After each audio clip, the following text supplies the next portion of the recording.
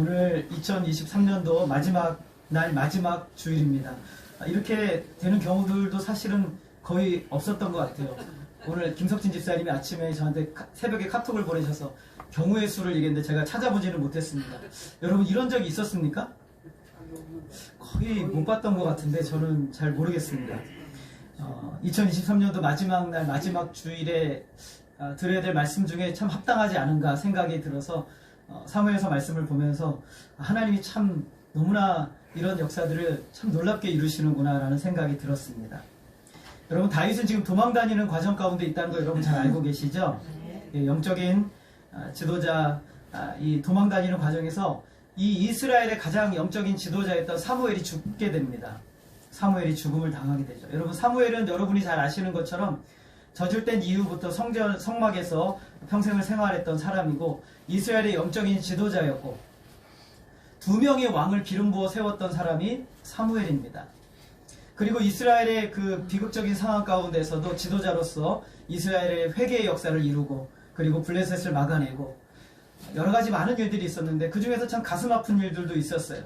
엘리 제사장의 그 심판에 대해서 메시지를 선포해야 됐고 또 사울왕, 자기의 손으로 직접 기름 부어 세운 사울왕에 대해서도 하나님의 심판의 메시지를 전해야 됐던 사람이 사무엘입니다. 그런 다윗에게 있어서는 더할 나위 없이 참 귀중한 사람이었어요. 영적인 지도자, 그 다음에 아버지와 같은 사람, 그리고 다윗에게는 참으로 중요했던 사람이 사무엘인데 그가 죽은 거예요. 이제 사무엘이 죽고 난 다음에 다윗의 인생은 더욱더 힘들어집니다. 더욱더 힘든 여정을 살게 되는데 중요한 것은 이제 사무엘이 죽은 이후에 다윗의 이름이 더욱더 부각이 되는 거예요. 더 드러나게 됩니다. 영적인 지도자의 죽음은 실제적인 다윗의 시작을 알리는 신호탄이 됩니다. 그래서 이제 이스라엘 전체가 모여서 사무엘의 장례식을 치르는데 이건 성경에 나오지 않지만 아마도 다윗도 조용히 그 장례식에 참여하지 않았을까 생각이 듭니다. 여러분이라면 참여하지 않으시겠습니까? 당연히 참여하겠죠. 조용히 참여했습니다. 그리고 나서 다윗이 어디로 가냐면 바란 광야로 떠납니다. 이제 이스라엘 경내에서 조금 떨어져서 광야로 떠나는 거예요. 우리가 생각하는 광야는 사막이잖아요. 그런데 완전 사막은 아니고 풀들도 있고 목축을 할 수 있는 그런 곳, 사람이 잘 살지 않는 곳, 그런 곳을 광야라고 이렇게 얘기를 합니다. 이 바란 광야로 내려가서 다윗은 수년 동안 이 바란 광야에서 머뭅니다. 사울을 피해서 있기에 참 좋은 장소죠. 광야라는 곳은 자연 환경도 어렵고 위험도 많지만 더 큰 위험이 있는데 뭐냐면 도적대들이 있어요. 그래서 도적대들이 이곳을 지나는 사람들을 약탈하고 고통스럽게 하는 그런 곳이 있는 것이죠. 그래서 지나가는 사람들을 습격하는 일들이 굉장히 많이 일어납니다. 그래서 이 다윗과 함께한 600명의 전사들, 군인들이죠. 그리고 이제 더 많은 사람도 있었을 것인데 군인들만 치면 한 600명 정도가 있었습니다. 이 사람들이 했던 일이 뭐냐면 자원 경비대 역할을 했던 거예요. 광야에서 선한 사람들을 지켜주고 보호해주는 역할을 이곳에서 수년 동안 해왔던 겁니다. 그 중에서 이 다윗의 도움을 받았던 사람이 있었는데 뭐냐면 이 나발이라는 사람의 이 목자들이에요. 그들도 목축을 위해서 그쪽에 갔는데 다윗이 그들의 보호자가 되고 약탈을 받지 않도록 도움을 주었던 겁니다. 이 나발은 어떤 사람인가? 나발은 지금으로 말하면 재벌입니다. 굉장히 돈이 많은, 아주 돈이 많은, 여러분이 가지고 있는 재산에 제가 볼 때 수백 배, 수천 배 많은 그런 사람이 나발일 것입니다. 어떻게 돈을 모았는지는 모르겠는데 우리 3절을 같이 한번 읽어볼까요? 3절 같이 읽겠습니다. 시작. 그 사람의 이름은 나발이요 그의 아내 이름은 아비가일이라. 그 여자는 총명하고 아름다우나 이 남자는 완고하고 행실이 악하며 그는 갈렙 족속이었더라. 이 나발이라는 이름의 뜻은 쉽게 말하면 어리석다라는 뜻이에요. 여러분 자식을 낳고 이름을 어리석다 라고 이름을 짓는 분은 없을 거예요. 그죠? 근데 왜 이렇게 이름을 지었는지는 모르겠지만 나발의 이름은 뜻은 어리석다라는 뜻입니다. 여러분 성경에서 그 어리석다라는 뜻은 경멸적인 용어입니다. 굉장히 경멸하는 뜻의 용어로 쓰이고 있어요. 그래서 스스로는 다 가지고 있고 잘 안다고 생각을 하는데 실제로는 아무것도 가지고 있지 않은 사람을 무지하고 어리석은 사람을 어리석다라고 표현합니다. 그래서 다윗이 특별히 시편 14편에 보면 이 어리석은 자가 누구인지 어떤 사람인지를 세 가지 표현으로 하고 있어요. 한번 보여주시겠어요? 시편에 와면 우리가 읽지 않아도 세 가지로 표현하는데, 하나는 하나님이 없다고 생각하는 거예요. 하나님을 믿는데도 여러분 하나님이 없다고 생각하는 사람이 있을 수 있을까요? 네. 예, 교회에 나오는데도 하나님이 없다고 생각하시는 분들이 종종 있습니다. 그렇게 살아가는 것이죠. 실제 없다고 얘기한다기보다도 하나님이 없는 것처럼 사는 거예요. 완전히 삶을. 두 번째 특징은 삶이 부패하고 행실이 가증합니다. 하나님이 없다고 생각하니까 내 마음대로 사는 거예요. 원하는 대로 악을 행하고 그래요. 세 번째는 무엇이 옳은지 아는데 의도적으로 악을 행하는 사람. 이게 바로 이제 어리석은 사람의, 구약 성경이 말하는 어리석은 사람의 표현이에요. 세 가지 표현. 하나님이 없다고 생각하고 행실이 부패하고 가증하고 무엇이 옳은지 알면서도 그대로 행하지 않는 사람을 어리석다고 합니다. 여러분들 나발이 어떤 사람이라고요? 어리석은 사람이라고 표현하고 있습니다. 근데 그는 더 중요한 거는 갈렙 족속이에요. 여러분 갈렙이 누군지 아십니까? 네. 예, 헤브론을 점령했던, 여호수아 시대에 헤브론을 점령했던 굉장한 용맹한 사람이잖아요. 유다 지파입니다. 유다 지파인데 그 이름에 걸맞지 않은 삶을 살고 있는, 그 자신의 옷에 걸맞지 않은 삶을 살고 있는 사람이 이 나발입니다. 그는 악하고 행실이 완고합니다. 반면에 그의 아내가 있었는데 이름이 뭡니까? 아비가일. 그런데 이 아비가일이라는 이름의 뜻은 즐거움의 아비, 기쁨의 원천이라는 뜻입니다. 이름이 참 예쁘죠. 근데 이름만 예쁜 게 아니라 얼굴도 어떻습니까? 예, 얼굴도 아름답다라고 표현하고 있어요. 이 사람은, 이 아비가일은 굉장히 하나님 앞에 있었던 사람인 것이 분명해요. 자, 그렇게 놓고 본다면 이 두 부부 관계의 모습은 어땠을까요? 예, 아비가일은 평생 외로운 삶을 살고 있었던 거예요. 남편은 악하고 그 행실이 어리석고 악하기 때문에 이 아내는 하나님 앞에 있으려 하기 때문에 외롭고 참 고단한 삶을 살아가고 있는 것이죠. 여러분 부부 사이에도 서로 외로울 수가 있죠. 네, 여러분은 별로 그런 게 없으신가 보죠? 네, 부부여도 서로 외롭습니다. 서로 마음이 맞지 않고 특별히 신앙이 같지 않으면 외로울 수가 있는 거예요. 홀로 외로이 신앙을 생활을 해야 되는 그 외로움의 순간들이 우리에게 있는 것이죠. 아마도 그런 사람이 아비가일이었을 거예요. 다윗은 이제 그 소년 한 10명, 군사들 중에 10명을 이 나발에게 보냅니다. 왜 보내냐면 지금 이제 양털을 깎을 때거든요. 양털을 깎을 때니까 뭐가 있습니까? 음식도 있고 돈이 좀 있는 거예요. 그래서 양식 지원을 요청하기 위해서 인사하고 보내려고 보냅니다. 당시 문화에서 양털을 깎는 그 시기가 되면 축제를 벌여서 남들에게 베푸는 것은 일반적인 모습이었어요. 다윗이 나발에게 사람을 보내서 양식을 지원한 것은 당시의 상황에서 무리한 요구가 아니었던 것이죠. 왜냐하면 다윗이 이미 나발의 목자들을 지켜줬잖아요. 그죠? 그리고 지금은 추수하는 때예요. 그러니까 양털을 깎는 거는 추수 때와 같은 거예요. 그래서 충분히 베풀어 줄 수가 있을 것이라 확신했기 때문에 다윗이 소년 10명을 보내서 우리 음식을 좀 지원해 주세요 라고 요청을 합니다.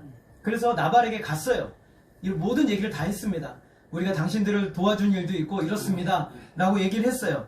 그랬더니 나발이 예 주겠습니다 라고 했을까요? 네, 10절을 같이 한번 보겠습니다. 10절 같이 읽겠습니다. 시작. 다윗은 누구이며 이새의 아들은 누구냐? 요즘에 각기 주인에게서 억지로 떠나는 종이 많도다. 다윗을 이미 알고 있어요. 알고 있는데도 다윗이 누구냐? 이새의 아들, 이새의 아들이라는 것도 알고 있어요. 이새의 아들이 누구냐? 억지로 떠나는 종. 그러니까 쉽게 말하면 우리가 말하면 그냥 뭐 돌아다니는 거지 같은 막 그런 사람이라고 이렇게 모욕을 하는 거예요. 11절 제가 읽겠습니다. 내가 어찌 내 떡과 물과 내 양털 깎는 자를 위하여 잡은 고기를 가져다가 어디서 왔는지도 알지 못하는 자들에게 주겠느냐라고 하면서 모욕을 하며 거절을 합니다. 이러면 안 되는 거죠? 예, 거절을 하면 안 되는 거죠. 소년들이 돌아와서 다 나발이 했던 얘기를 다윗에게 다 알립니다. 그러자 다윗이 대노를 합니다. 근데 이게 어찌 보면 당연한 것 같아도 다윗의 이전의 삶의 모습과는 완전히 다른 모습이에요. 13절 같이 한번 읽겠습니다. 시작. 다윗이 13절 없습니까? 제가 읽겠습니다. 다윗이 자기 사람들에게 이르되 너희는 각기 칼을 차라 하니 각기 칼을 차매 다윗도 자기 칼을 차고 400명 가량은 데리고 올라가고 200명은 소유물 곁에 있게 하니라. 다윗이요 즉각적으로 400명을 불러놓고 칼을 차라 이렇게 명령합니다. 나도 칼을 차겠다 라고 말합니다. 다윗이 그동안 있잖아요. 사울을 죽이려고, 사울이 다윗을 죽이려고 했을 때 한 번이라도 다윗이 사울을 향해 칼을 들었습니까? 안 들었죠. 또 다윗이 피하는 곳마다 사람들이 다윗을 사울에게 밀고 했어요. 근데 한 번도 다윗은 사람들에게 안가품하지 않았어요. 그런데 여기서 다윗은 이상한 반응을 보입니다. 다윗이 지금 뭐 하겠다는 거예요?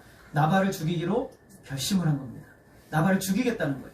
양식 주지 않았다고, 음식을 주지 않았다고 나발을 죽이겠다는 거예요. 22절 있습니까? 우리 22절 같이 한번 읽겠습니다. 시작. 내가 그에게 속한 모든 남자 가운데 한 사람이라도 아침까지 남겨두면 하나님은 다윗에게 벌을 내리시고 또 내리시기를 원하노라.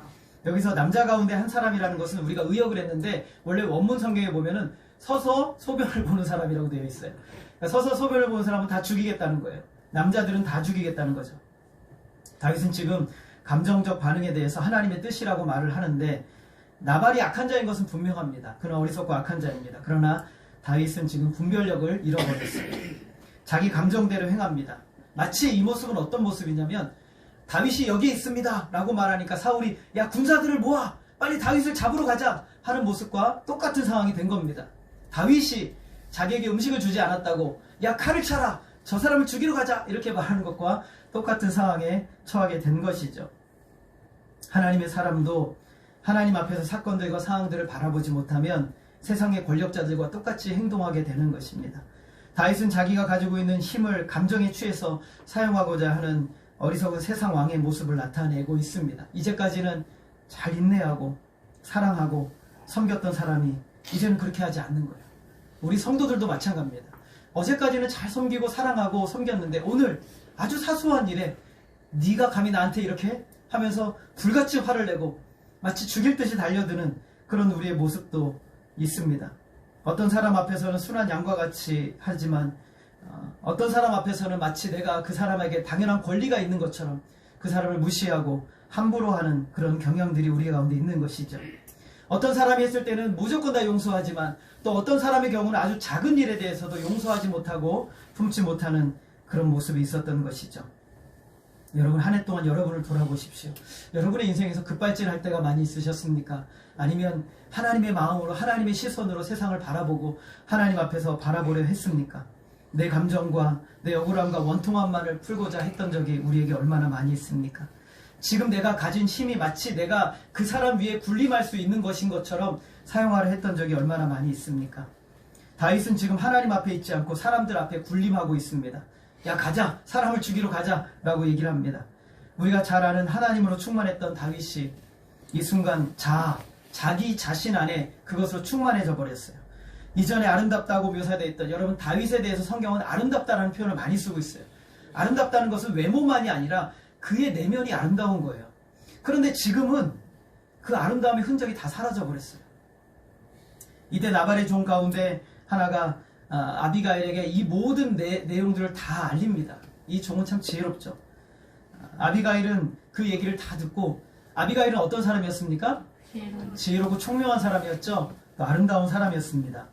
그래서 급하게 떡 200덩이, 포도주 2가죽부대, 방금 잡아서 요리한 양 5마리, 얼마나 빨리 움직이나 보세요.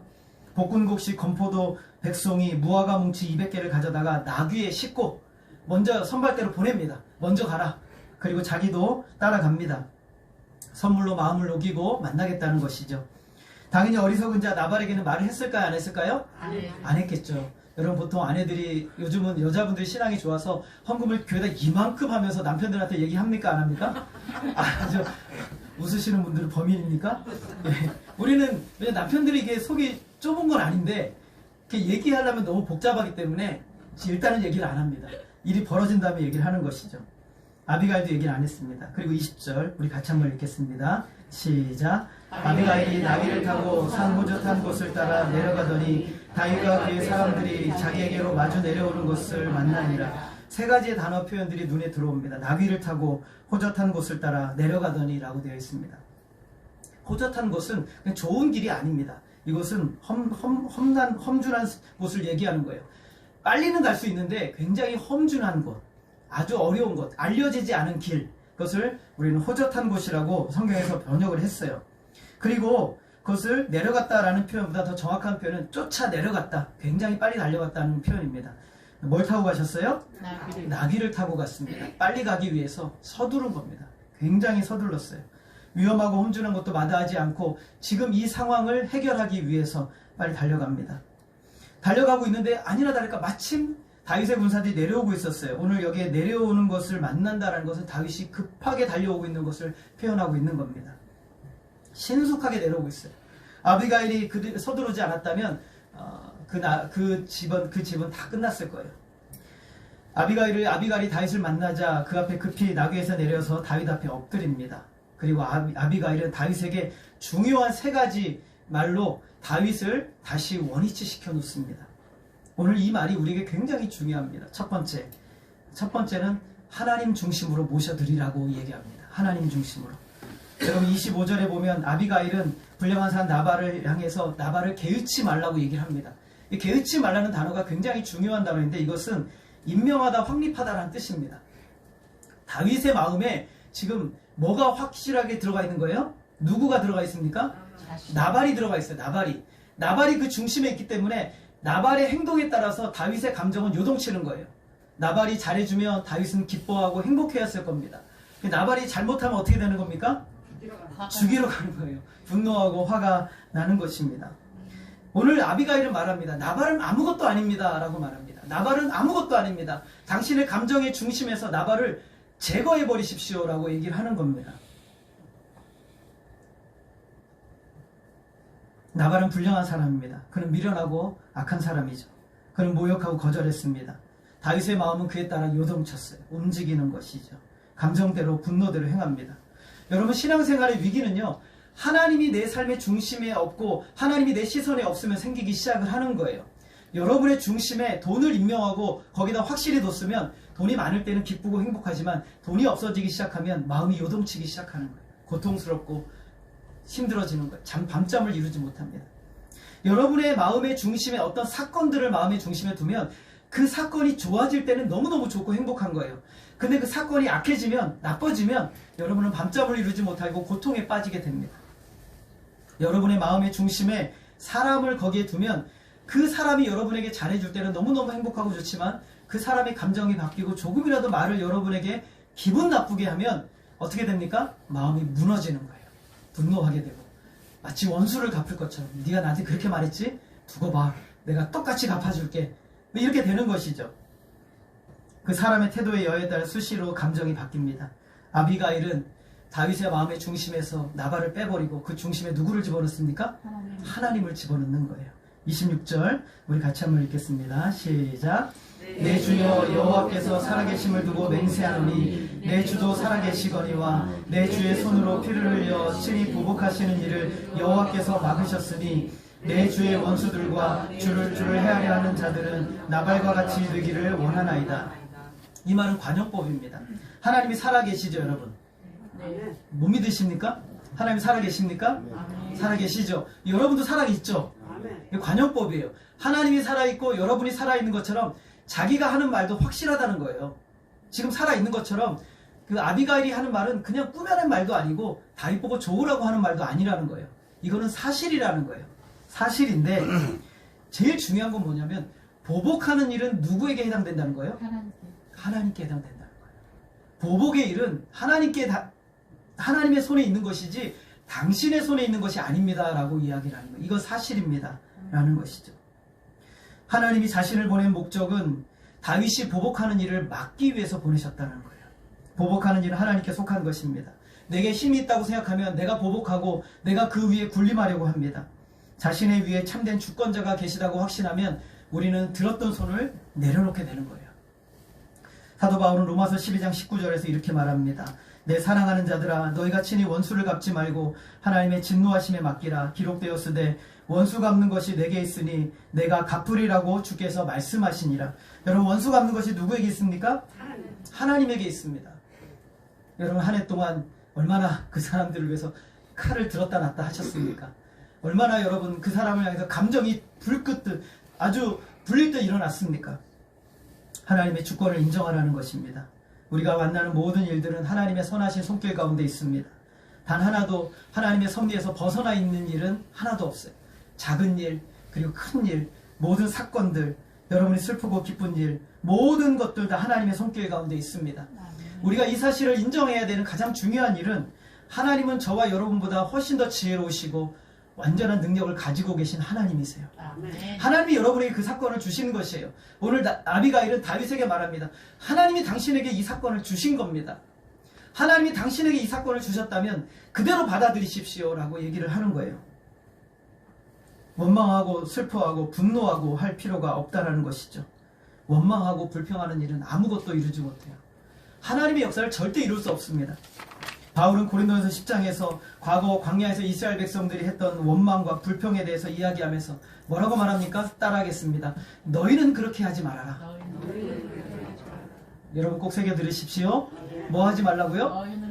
예, 원망하지 말라고요. 불평하지 말라는 겁니다. 왜 불평하지 않을 수 있습니까? 고린도서 10장 13절 우리 같이 읽겠습니다. 시작. 사람이 감당할 시험 밖에는 너희에게 당한 것이 없나니 오직 하나님은 미쁘사 너희가 감당하지 못할 시험 당함을 허락하지 아니하시고 시험 당할 즈음에 또한 피할 길을 내사 너희로 등이 감당하게 하시느니라. 하나님이 여러분에게 피할 수 있는 시험을 주신 거예요. 그러니까 분노하지 말라는 겁니다. 하나님 앞에서 보라는 거예요. 하나님의 시선으로 바라보라는 거예요. 그랬을 때 분노가 아니라 하나님이 주신 것에 대한 인정으로 바뀌기 시작하는 거예요. 수용하게 되고 받아들이게 되는 거예요. 하나님의 손 아래 있어요. 선하신 하나님은 우리가 감당할 시험을 주셨습니다. 여러분 1년 동안 돌아보세요. 여러분 여기까지 온 것은, 여기까지 이기게 하신 것은 하나님이 하신 것이죠. 내년에도 마찬가지입니다. 2024년에도 하나님은 여러분들이 감당할 시험만을 주실 것이고, 그리고 감당하지 못하면 피할 길을 예비하시는 하나님이시라는 것을 믿으시기를 바랍니다. 하나님을 중심으로 모셔드리십시오. 여러분의 시선을 하나님께 두셔야 돼요. 이 세상의 문제와 환경과 사람이 문제가 아니라 나비가일이 말한 것처럼 나발을 제껴버리십시오. 그리고 하나님을 중심에 두십시오 라고 말하고 있어요. 여러분의 문제를 제껴버리시고 하나님을 중심에 두시고, 여러분의 고통과 아픔을 제껴버리시고 하나님을 그 중심에 두십시오. 그러면 보이기 시작하는 거예요. 그럼 보이기 시작하는 거예요. 두 번째로 아비가일은 싸움의 대상을 분명히 알라고 얘기합니다. 25절, 28절 우리 같이 한번 읽어볼까요? 시작. 주의 여종의 허물을 용서하여 주옵소서. 여호와께서 반드시 내 주를 위하여 든든한 집을 세우시리니 이는 내 주께서 여호와의 싸움을 싸우심이요 내 주의 일생에 내 주에게서 악한 일을 찾을 수 없음이니이다. 집을 세운다는 말은 나라를 얘기합니다. 나라가 세워질 것이라는 것이죠. 다윗이 뭐가 될 겁니까? 왕이 되죠. 든든하다라는 것은 확실하다는 거예요. 당신은 확실히 왕이 될 겁니다 라고 얘기를 합니다. 하나님께서 확실하게 왕이 될 겁니다. 지금 비록 도망다니는 인생이지만 계속 그럴 것이 아니라 하나님의 약속하신 말씀대로 이스라엘의 왕이 될 겁니다. 그러면서 중요한 표현을 쓰고 있습니다. 다윗은 무슨 싸움을 싸운다고 합니까? 여호와의 싸움을 싸우는 사람. 당신은 여호와의 싸움을 싸워야 되는 사람이지 나발과 싸우는 사람이 아닙니다 라고 말하는 거예요. 여러분 우리는 누구와 싸우는 사람입니까? 하나님의 싸움을 싸우는 사람이지 사람과 싸우는 사람이 아니라는 것이죠. 다윗은 하나님이 세우시는 왕입니다.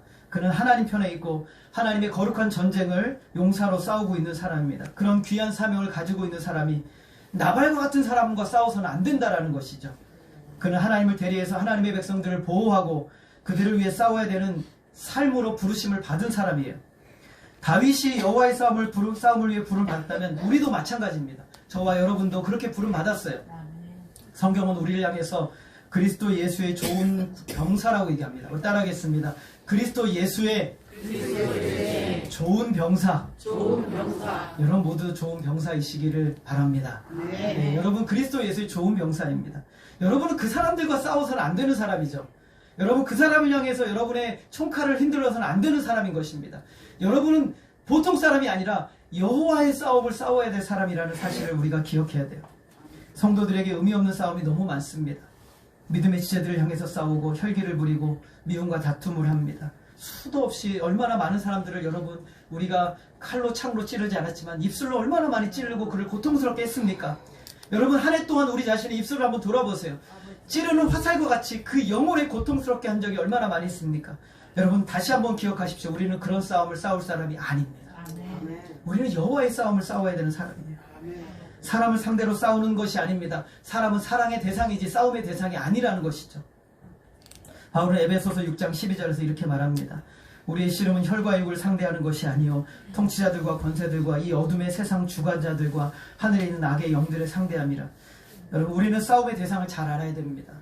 악한 자들과 싸우고 진짜 마귀와 영적인 세계들과 싸움이 있다는 사실을 모르면 우리는 영적인 사람이 아닌 것이죠. 우리는 하나님의 역사를 모르고 있는 것입니다. 사탄은 끊임없이 이 세상을 향해서 뿐만 아니라 우리 성도들과 교회를 향해서 공격해오고 있다는 사실을 모르고 있다면 우리는 영적인 사람이 아닌 것이죠. 우리는 그것을 알아야 됩니다. 우리가 내 감정과 상황에 몰입을 하면 싸움의 대상을 잃어버려요. 사람을 대상으로 싸우고 환경을 대상으로 싸우게 됩니다. 우리의 싸움의 대상은 악한 영들, 곧 사탄의 세력들입니다. 사탄을 비롯한 악한 영들은 지금도 저와 여러분을 공격하고 수도 없이 여러분의 감정을 흔들어 놓고 여러분의 상황을 흔들어 놔서 총칼을, 악한 영들이 아니라 여러분이 사랑하는 그 사람을 향해서 총칼을 흔들도록 그렇게 싸움을 걸어오고 있다는 사실을 잊어서는 안 되는 것입니다. 정신을 차려야 되는 것이죠.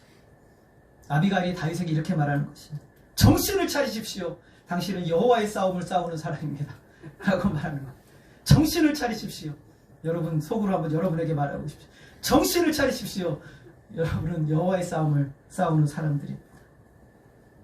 제가 우리 자녀들에게 가끔씩 하는 얘기가 있습니다. 정신 차려라. 제가 가끔씩 이렇게 말합니다. 정신 차려라. 왜 정신을 차려야 됩니까? 내가 지금 하나님 앞에 있다는 사실을 자꾸 잃어버리고 망각하니까 자꾸 사람에게 싸움을 걸려고 하고 그 사람을 미워하고 그 사람을 질투하고 시기하고 싸우려고 합니다. 저와 여러분은 여호와의 싸움을 싸워야 되는 그리스도의 좋은 군사이심을 믿으시기를 바랍니다. 우리는 이 사실을 망각해서는 안 됩니다. 우리는 그리스도의 군사로서 언제 어디서든지 싸움의 대상을 잘 알아야 됩니다. 그래서 헛된 싸움을 싸워서는 안 돼요. 저와 여러분이 가진 무기는 무엇입니까? 고린도후서 10장 4절에서 이렇게 말하는데 같이 한번 읽겠습니다. 시작. 우리의 싸우는 무기는 육신에 속한 것이 아니요 오직 어떠한 견고한 진도 무너뜨리는 하나님의 능력이라. 모든 이론을 무너뜨리며. 여러분, 우리가 가진 무기는 육신에 속한 것이 아니라고 말하죠. 여러분, 육신에 속한 것은 우리의 무기가 아닙니다. 여러분의 힘, 여러분의 가진 것, 그것은 무기가 아니라는 것이죠. 우리의 진짜 무기는 하나님의 능력, 견고한 진도 무너뜨리는 하나님의 능력, 십자가의 복음, 하나님의 말씀, 성령의 검입니다. 이것이 바로 무기예요. 이것을 붙들지 못하게 만드는 모든 역사들은 다 성도들을 무너지게 하는 것이에요. 복음과 하나님의 말씀과 성령의 능력을 사모하면서 믿음으로 살아가야 되는데 그것이 아니라 인간의 감정과 내 의지와 육으로 가진 모든 것을 싸우려고 하는 것은 절대로 하나님의 역사를 이룰 수가 없다는 것이죠. 교회를 무너뜨리고 가정을 무너뜨리고 공동체를 무너뜨리는 것이. 한 해 동안 돌아봅시다. 여러분 싸움의 대상을 잘 알고 계셨습니까? 오늘 우린 누구와 싸우고 있습니까? 여러분 한 해 동안 누구와 많이 싸우셨습니까? 아비가일이 다윗에게 말한 것처럼 우리가 어떤 존재인지, 우리가 그리스도의 군사로 싸움을 싸우는 사람이라는 사실을 다시 한번 기억하시고 2024년도에는 이제 내 사랑하는 자들을 위해서 총칼을 흔드는 것이 아니라 내 입술로 그들을 죽이려 하는 것이 아니라 그리스도의 선한 싸움을 싸우시는 저와 여러분 되시기를 소원합니다. 아비가일 마지막으로 이렇게 말합니다. 당신은 하나님의 생명싸개 안에 보존되어 있습니다. 29절 우리 같이 한번 읽을까요? 시작. 사람이 일어나서 내 주를 쫓아 내 주의 생명을 찾을지라도 내 주의 생명은 내 주의 하나님 여호와와 함께 생명싸개 속에 쌓였을 것이요 원수들은 생명은 물매로 던지듯 여호와께서 그것을 던지시리이다. 앞부분을 원문 그대로 번역을 하면 이렇습니다. 어떤 사람이 다윗을 죽이기 위해 모든 방법을 다 동원한다고 할지라도 이렇게 할 수 있어요. 누구라도 뭐 사울뿐만 아니라 누구라도 어떤 방법을 다 동원해서 당신을 죽이려고 한다고 할지라도 여러분 아비가일은 사울이 다윗을 쫓고 있다는 사실을 알고 있는 것 같아요. 그죠? 알고 있어요. 다윗을 죽이려고 하는 사람은 사울 한 사람뿐만이 아닙니다. 수많은 사람들이 있죠. 다윗을 죽이고자 하는 모든 악인을 다 의미합니다. 이렇게 수많은 악인들이 있는데 다윗을 죽이려고 해도 다윗이 안전하다고 아비가일이 확신합니다. 그 이유는 하나님께서 생명싸개 안에 보호하고 계시기 때문이다 라고 말하고 있어요. 여러분 생명싸개는요 이 당시에 쉽게 말하면 약간 은유적인 표현인데 가장 존귀하고 가장 보호받아야 될 것들을 보자기 안에 싸서 품고 다니는 것을 생명싸개라고 표현하는 거예요. 그러니까 얼마나 귀중하겠어요. 얼마나 보호를 받아야 되겠어요. 그러겠죠. 그 자기 품 안에 있으면 내가 살아있는 한 이 생명사기는 어떻게 됩니까? 보호되고 안전한 것이죠. 그래서 아비가일이 이 표현은 딱 한 번밖에 성경에 안 나오는데 참 은혜로운 표현이에요. 당신은 하나님과 함께 생명사기 안에 보호되고 있습니다 라고 표현하고 있어요. 다윗이 하나님으로부터 보호로부터 안전할 것이라는 확신을 나타내는 것이죠. 그녀의 말대로 다윗에게는 대적하는 세력들이 계속 있었어요. 한두 번이 아닙니다. 근데 다윗은 안전했어요. 평생 전쟁에 나가서 죽지 않습니다. 다윗은 일평생 무수히 많은 대적들을 상대했습니다. 가장 큰 대적은 사울이었고, 그리고 나중에 왕이 되어서 그의 아들 압살롬도 그를 대적을 합니다. 수많은 이방 나라들이 다윗을 죽이려고 했죠. 그러나 다윗은 언제나 위기에는 처하긴 했지만 살아났어요. 하나님이 살려주셨죠. 다윗이 뭐 안에 품어져 있습니까? 생명사기 안에 품어져 있어요. 안전함과 보호를 누릴 수 있어요. 다윗 자신도 알았습니다. 시편 23편 4절에 보니까 우리 같이 한번 읽겠습니다. 시작. 내가 사망의 음침한 골짜기로 다닐지라도 주께서 나와 함께 하심이라. 여러분, 여기까지만 읽겠습니다. 여러분, 사망의 음침한 골짜기 한번 다녀보신 적 있으십니까? 아마 우리는 거의 없을 겁니다. 다윗은 수시로 다녔죠. 사망의 음침한 골짜기는 고통스러운 곳입니다. 그런데 두려워하지 않는다고 합니다. 왜 두려워하지 않습니까? 하나님께서 나와 함께 하시기 때문에. 아비가일의 표현대로 쓴다면 생명사기 안에 보호되어 있기 때문이다 라고 하는 겁니다. 여러분, 성도들도 하나님의 생명사기 안에 보호되어 있음을 믿으시기 바랍니다. 아무리 많은 대적들이 우리를 위협하고 생명을 노린다고 하더라도 우리의 영혼은 안전합니다. 여러분, 사람들이 왜 분노하는지 아십니까? 자기가 불안하기 때문에 그래요. 자기가 지켜지지 않을 거라고 생각하기 때문에 분노하는 겁니다. 누군가 나를 모욕했을 때 내가 분노하는 이유는 내가 모욕당함으로 나의 명예가 망가질 거라고 생각하기 때문에 분노하는 것이죠. 그러나 우리를 보호하시는 분은 내가 아니라 하나님이십니다. 히브리서 기자는 이렇게 말합니다. 우리 같이 한번 읽겠습니다. 13장 6절 시작. 주는 나를 돕는이시니 내가 무서워하지 아니하겠노라. 사람이 내게 어찌하리. 여러분, 사람이 내게 어찌하겠습니까? 여러분, 갈멜이 다윗에게 어찌하겠어요? 나발이 어떻게 하겠습니까? 우리도 확신합니다. 우리도 다윗처럼 악한 대적들에 의해서 고난을 당할 수도 있고 어떤 때는 견디기 힘든 어려운 순간을 만나기도 하는 것이 사실입니다. 예레미야 선지자처럼 구덩이에 던져지는 것 같은 고난을 당하기도 하고 인생의 절박한 문제를 만나기도 합니다. 관계가 깨어지기도 하고 재정적인 고립에 빠지기도 하고 건강이 아프기도 하고 인생의 모든 문제를 만나기도 합니다. 그러나 그때에도 우리의 영혼은 하나님의 보호하심으로 안전한 것이에요. 다윗은 시편 3편에서 이렇게 말합니다.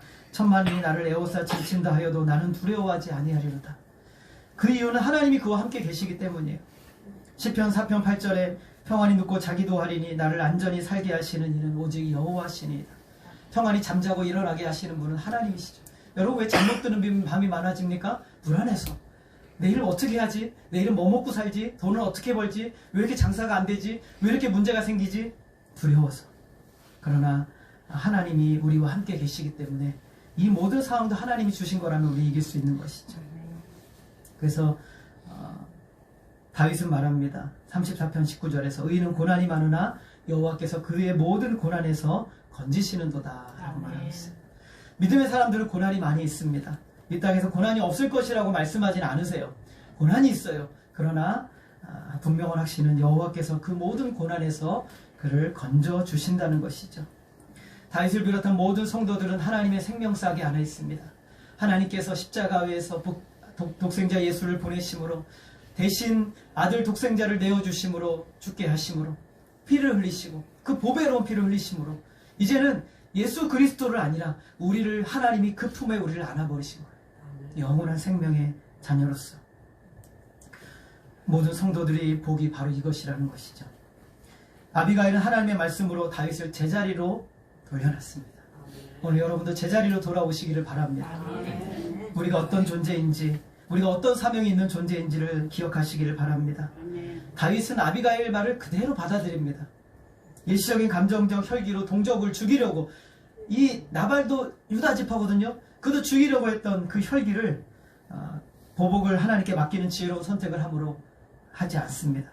외형적으로는 아비가일이 다윗을 막아서 이 악한 일을 행하지 않도록 한 것 같지만 그러나 하나님께서 그를 막으신 거예요.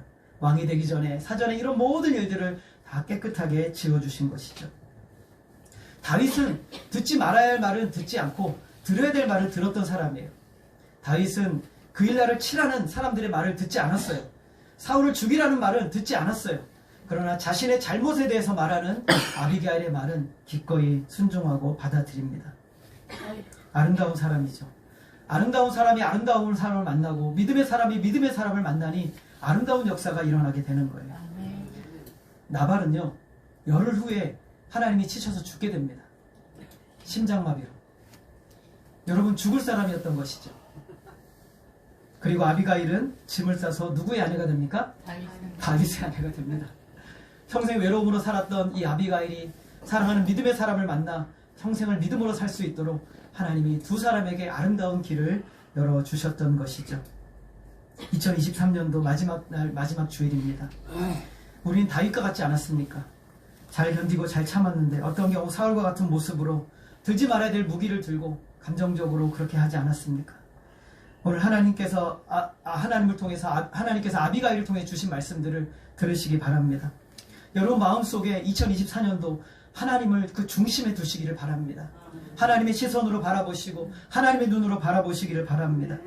싸움의 대상을 분명하게 인식하십시오. 사람이 아니라 바로 악한 영들, 악한 세력들이 우리 가운데 있다는 사실을 보시기를 바랍니다. 그리고 변함없이 저와 여러분의 영혼은 하나님의 생명사계 안에 보존되어 있다는 사실을 믿으시고 믿음의 삶을 살아가시기를 부탁드립니다. 2023년도를 마무리하고 2024년도 하나님이 이렇게 은혜로 열어주실 앞으로 다윗의 인생과 같이 우리의 인생과 같이 하나님이 이렇게 복된 역사로 저와 여러분을 인도해 주시기를 간절히 소원합니다. 기도하겠습니다. 하나님 아버지, 오늘 우리의 인생 하나님의 손안에 있음을 우리가 기억하게 하여 주옵소서. 때로는 들지 말아야 될 악한 것들을 들고 하나님 사람을 향하여 대적하고 원수인 것처럼 그런 악한 일을 했던 우리들의 모습을 회개합니다. 이 시간 다시금 우리의 마음을 돌이키고 하나님 우리의 시선에 우리의 마음의 중심에 하나님을 두고 우리의 싸움의 대상이 누구인지를 분명하게 알고 하나님 우리의 인생이 하나님의 생명사계 안에 보호되어 있음을 믿고 나아가는 우리의 삶이 되게 하여 주옵소서. 하나님 이제 2023년도를 마무리하고 2024년도를 새롭게 시작하려고 합니다. 주님께서 은혜의 길로 열어주시고 하나님이 복되게 역사하시는 하나님의 역사들이 우리 안에 충만히 보여지고 나타나지는 은혜의 삶들이 되게 하여 주옵소서. 하나님만이 홀로 영광 받아주시기를 간절히 원하오며 예수님의 이름으로 기도하였습니다. 아멘. 우리 찬송가 342장입니다.